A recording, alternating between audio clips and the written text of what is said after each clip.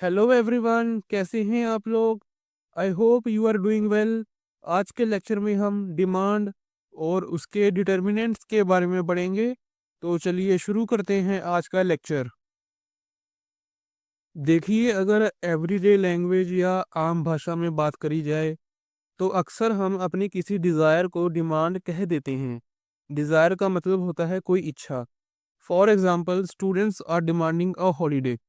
मतलब स्टूडेंट्स एक हॉलीडे चाहते हैं, उनकी एक इच्छा है कि उन्हें एक छुट्टी मिले।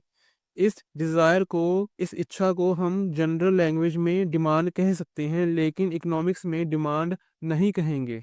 इकोनॉमिक्स में डिमांड का मतलब सिर्फ डिज़ायर नहीं होता। इकोनॉमिक्स में डिमांड का मतलब होता है वो क्वांटिटी ऑफ गुड्स या सर्विसेज जिसे लोग खरीदना चाहते हैं और उसे खरीदने की एबिलिटी भी रखते हैं, वो भी अलग अलग प्राइसेस पर एक स्पेसिफिक टाइम पीरियड में। एबिलिटी का मतलब है आपके पास मनी या रिसोर्सेज हैं उन गुड्स या सर्विस को बाय करने के लिए। फॉर एग्जांपल, अगर मैं कोई प्रोडक्ट खरीदना चाहता हूँ लेकिन मेरे पास पैसे नहीं हैं, तो वो इकोनॉमिक्स में डिमांड नहीं कहलाई जाएगी। अगर मैं कोई प्रोडक्ट खरीदना भी चाहता हूँ और मेरे पास पैसे भी हैं ताकि मैं मार्केट के अलग अलग पॉसिबल प्राइसेस पर उसे परचेज कर सकूँ एक स्पेसिफिक टाइम पीरियड में, तो उसे इकोनॉमिक्स में डिमांड कहेंगे। इकोनॉमिक्स में डिमांड होने के लिए डिज़ायर, विलिंगनेस एंड एबिलिटी का होना ज़रूरी है। अगर इनमें से कोई एक भी मिसिंग हुआ तो उसे डिमांड नहीं कहेंगे। और एक बात, डिमांड हमेशा एक सर्टेन पीरियड के लिए होती है, जैसे per day, per month, per year. For example, Delhi में मिल्क की डिमांड 2000 लीटर्स पर डे है। अगर हम पर डे मेंशन ना करें तो हमें समझ ही नहीं आएगा कि ये डिमांड कितने टाइम पीरियड की है। टाइम पीरियड स्पेसिफाई ना करने से डिमांड अनक्लियर हो जाती है, इसलिए टाइम पीरियड स्पेसिफाई करना ज़रूरी है। Difference between quantity demanded versus demand. जब कंज्यूमर अलग अलग प्राइसेस पर अलग अलग क्वांटिटीज डिमांड करता है, उस पूरे रिलेशनशिप को डिमांड कहते हैं। जैसे इस टेबल में वेरियस प्राइसेस पर वेरियस क्वांटिटीज डिमांड करी गई हैं। इन सभी प्राइस क्वांटिटी रिलेशनशिप्स के कॉम्बिनेशंस को कलेक्टिवली डिमांड कहेंगे।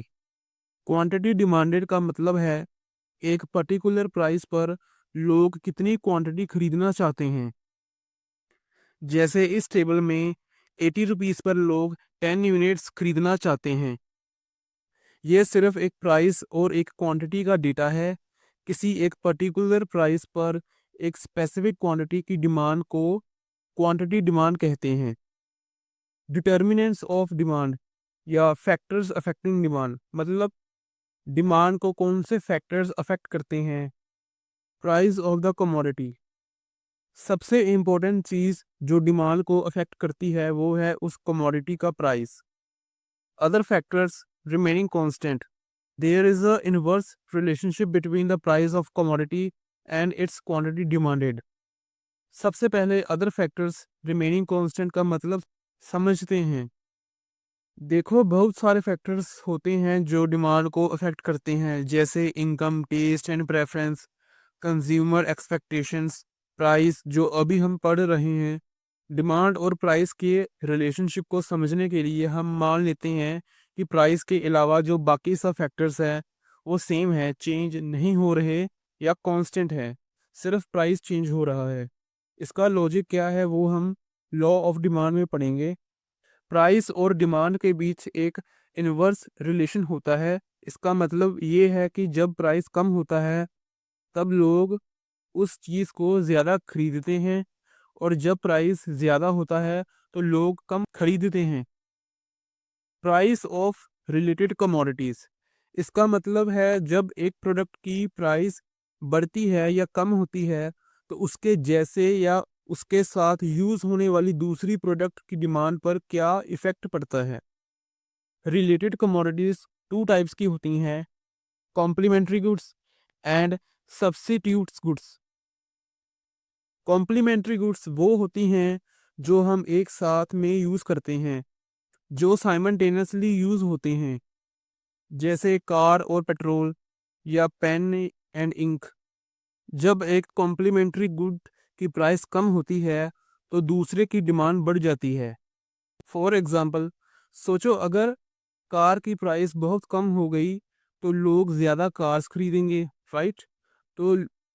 तो जब ज़्यादा कार्स रोड पर आएंगी तो पेट्रोल की डिमांड भी ऑटोमेटिकली बढ़ जाएगी। कॉम्प्लीमेंट्री गुड्स में इनवर्स रिलेशन होता है। अगर एक प्रोडक्ट की प्राइस डाउन होगी तो दूसरे की डिमांड अप होगी। Substitute goods.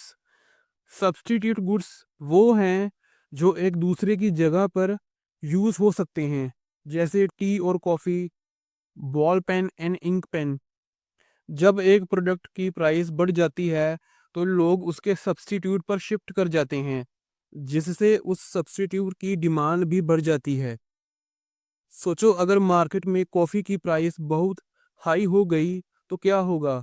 लोग कॉफ़ी को छोड़कर उसके सब्स्टिट्यूट यानी टी, चाय की तरफ शिफ्ट हो जाएंगे।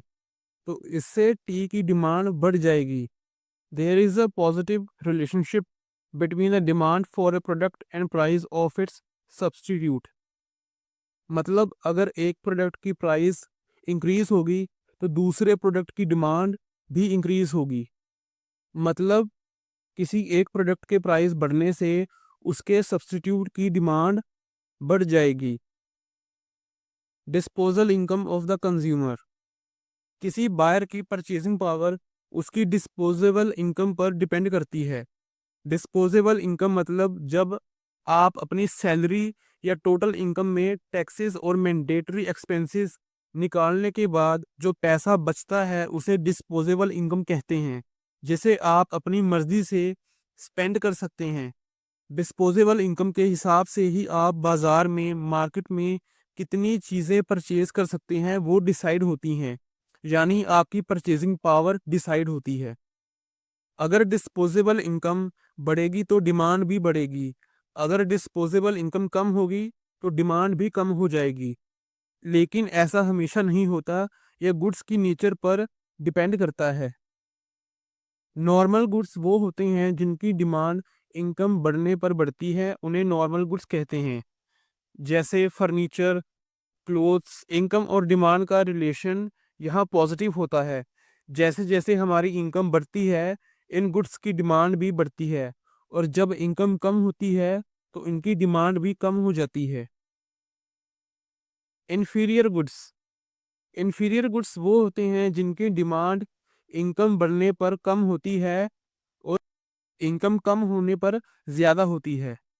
जब लोगों की इनकम बढ़ जाती है तो वो लो क्वालिटी चीज़ें या प्रोडक्ट लेना छोड़ देते हैं और बेटर क्वालिटी सब्स्टिट्यूट्स की तरफ शिफ्ट हो जाते हैं। इस वजह से इनकी डिमांड गिर जाती है। There is a inverse relationship between income and demand of inferior goods. Income बढ़ने पर इंफीरियर गुड्स की डिमांड कम हो जाती है और इनकम कम होने पर इंफीरियर गुड्स की डिमांड बढ़ जाती है। Taste and preference. डिमांड सिर्फ प्राइस या इनकम पे डिपेंड नहीं होती, बल्कि बायर्स के टेस्ट और प्रेफरेंस पे भी डिपेंड करती है। टेस्ट और प्रेफरेंस का मतलब होता है कि लोग किस तरह की चीज़ें पसंद करते हैं, किस स्टाइल, किस डिज़ाइन, किस क्वालिटी को प्रेफर करते हैं। लोगों के टेस्ट और प्रेफरेंस टाइम के साथ चेंज होते रहते हैं। फॉर एग्जांपल, जो चीज़ें मॉडर्न होती हैं या फैशन में होती हैं उनकी डिमांड ज़्यादा होती है। जो चीज़ें ओल्ड डिज़ाइन की होती हैं या आउटडेटेड हो जाती हैं उनकी डिमांड भी कम हो जाती है। जैसे आजकल latest smartphones, smart watches, trendy clothing की डिमांड हाई है, क्योंकि लोग न्यू टेक्नोलॉजी और न्यू स्टाइल्स पसंद करते हैं। लोग अपने पुराने फ़ोन या पुरानी ड्रेस छोड़ देते हैं, इवन अगर वो सही भी चल रही हैं, सिर्फ इसलिए क्योंकि उन्हें न्यू मॉडल्स या न्यू फीचर्स वाले प्रोडक्ट पसंद आ जाते हैं। Consumers expectations. Demand consumer expectations पर भी डिपेंड करती है। कंज्यूमर एक्सपेक्टेशंस का मतलब कंज्यूमर फ्यूचर के बारे में क्या सोचता है। मतलब लोग क्या सोच रहे हैं कि आगे प्राइस बढ़ेगा, इनकम बढ़ेगी या सप्लाई कम हो जाएगी मार्केट में। ये चीज़ें कंज्यूमर की बाइंग डिसीजन को डायरेक्टली अफेक्ट करते हैं। अगर लोग एक्सपेक्ट करते हैं कि आगे चल के प्राइसेस बढ़ने वाले हैं, इनकम बढ़ेगी या चीज़ें मार्केट में कम हो जाएंगी, उनकी सप्लाई कम होने वाली है, तो लोग आज अपनी परचेसेस को बढ़ा देंगे, जिससे करंट डिमांड इंक्रीज हो जाएगी। फॉर एग्जांपल, अगर लोगों को लगता है कि आगे चल के पेट्रोल के प्राइस बढ़ने वाले हैं, तो आज लोग पेट्रोल परचेज ज़्यादा करेंगे। अगर लोग एक्सपेक्ट कर रहे हैं कि प्राइसेस गिरने वाले हैं या उनकी इनकम कम हो जाएगी या फ्यूचर में सप्लाई बढ़ जाएगी, तो लोग आज अपनी परचेज को कम कर देंगे, जिससे करंट डिमांड डिक्रीज हो जाएगी। फॉर एग्जांपल, अगर पता है कि दिवाली सेल में टीवी का प्राइस कम होने वाला है, तो लोग अभी टीवी नहीं खरीदेंगे, दिवाली के लिए वेट करेंगे। अब तक हमने मेन फैक्टर्स पढ़े, लेकिन डिमांड को कुछ और फैक्टर्स भी अफेक्ट करते हैं। साइज ऑफ पॉपुलेशन, जितनी बड़ी किसी कंट्री की पॉपुलेशन होगी, वहां पर उतने ज़्यादा बायर्स होंगे और हर प्राइस पर डिमांड ज़्यादा होगी। और अगर पॉपुलेशन कम होगी तो डिमांड भी कम होगी। फॉर एग्जांपल, इंडिया में ऑलमोस्ट हर प्रोडक्ट की डिमांड ज़्यादा होती है क्योंकि पॉपुलेशन बड़ी है। Age distribution of population, population का एज स्ट्रक्चर भी डिमांड को अफेक्ट करता है। अगर ज़्यादा लोग ओल्डर एज ग्रुप में हैं, तो डिमांड ज़्यादा spectacles, walking sticks, health care service के लिए होगी। अगर ज़्यादा पॉपुलेशन चिल्ड्रन की है, तो डिमांड ज़्यादा टॉयस, बेबी फूड, टॉफिस के लिए होगी। लेवल ऑफ नेशनल इनकम, किसी कंट्री की टोटल नेशनल इनकम जितनी ज़्यादा होगी, वहाँ उतनी ज़्यादा डिमांड होगी नॉर्मल गुड्स एंड सर्विसेज के लिए। Credit facility and interest rates, credit facility मतलब क्रेडिट या उधार पर खरीदने का ऑप्शन। अगर लोग इजीली लोन ले सकते हैं, तो वो अपनी करंट इनकम से ज़्यादा स्पेंड कर सकते हैं, स्पेशली एक्सपेंसिव या ड्यूरेबल्स गुड्स जैसे कार, फ्रिज, वॉशिंग मशीन। लो इंटरेस्ट रेट होने पर लोग लोन लेने के लिए एनकरेज होते हैं, जिससे डिमांड बढ़ जाती है। और अगर लोन इजीली अवेलेबल ना मिले लोगों को, तो इससे लोगों की डिमांड पर भी इम्पैक्ट आता है। Government policies and regulations, government अपनी पॉलिसीज के थ्रू डिमांड को डायरेक्टली कंट्रोल कर सकती है, जैसे taxes, subsidies, import export policy, restrictions, etcetera.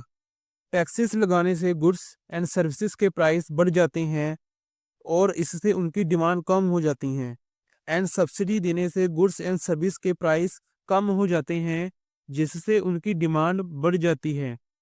कभी कभी गवर्नमेंट सोशली अनडिजायरेबल गुड्स या सर्विसेज पर रिस्ट्रिक्शंस या बैन्स लगाती हैं, जिससे उनकी डिमांड को कंट्रोल किया जा सके। तो दोस्तों, कैसा लगा आपको आज का वीडियो? आज हमने पढ़ा डिमांड और उसके डिटर्मिनेंट्स के बारे में। अगर आपको ये वीडियो अच्छी लगी हो, तो वीडियो को लाइक कीजिए, चैनल को सब्सक्राइब करिए और मिलते हैं नेक्स्ट वीडियो में एक नए टॉपिक के साथ। तब तक के लिए happy reading and stay curious.